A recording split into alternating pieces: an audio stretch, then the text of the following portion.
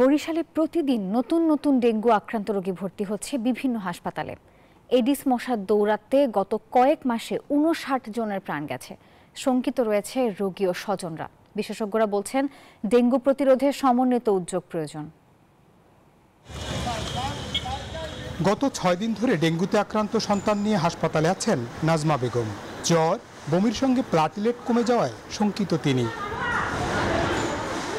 এদিকে ১০ দিন ধরে চিকিৎসা নিচ্ছেন মেহেন্দিগঞ্জের রিয়াজুল শেখ। জ্বর ভালো হলে আরও ৩ দিন রাখা হয়েছে পর্যবেক্ষণে। এখন অনেকটাই ভালোর দিকে। বুকে ব্যথা, শরীরের বিভিন্ন স্থানে ব্যথা সহ নানা উপসর্গ নিয়ে হাসপাতালে আছেন আরও অনেকে।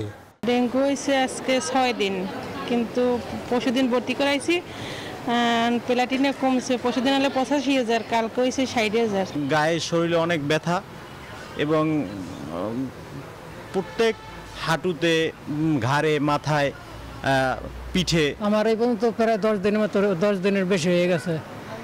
এখন আল্লাহ তো আছে, পরীক্ষা দিছে, পরীক্ষায় ধরা পড়ছে ডেঙ্গু। হাসপাতালে ভর্তি রোগী ও স্বজনরা ভয় ও শঙ্কার মধ্যে দিন কাটাচ্ছেন। মশক নিধনে কার্যকর কোনো পদক্ষেপ না থাকায় এমন অবস্থা বলছেন বিশেষজ্ঞরা। ডেঙ্গু প্রতিরোধে সমন্বিত উদ্যোগ নেওয়ার আহ্বান তাদের।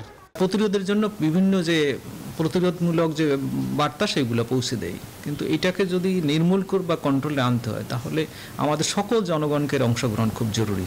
ডেঙ্গু প্রতিরোধে মশা নিধনের উপর জোর দিচ্ছেন চিকিৎসকরা। বাস্তবিকভাবেই ডেঙ্গুর যেহেতু নির্দিষ্ট কোনো চিকিৎসা নেই, মশক নিধন এবং মশার বিস্তার এটাকে নিয়ন্ত্রণ করাটাই এর মূল চিকিৎসা হিসেবে আমাদেরকে বিবেচনা করা উচিত। বরিশালে সরকারি হিসেবে চলতি বছর ৭,২৩০ জন রোগী শনাক্ত হলেও বেসরকারি হিসেবে এ সংখ্যা অনেক বেশি বলছেন চিকিৎসকরা। সাইফুর রহমান মিরন, নিউজ 24, বরিশাল।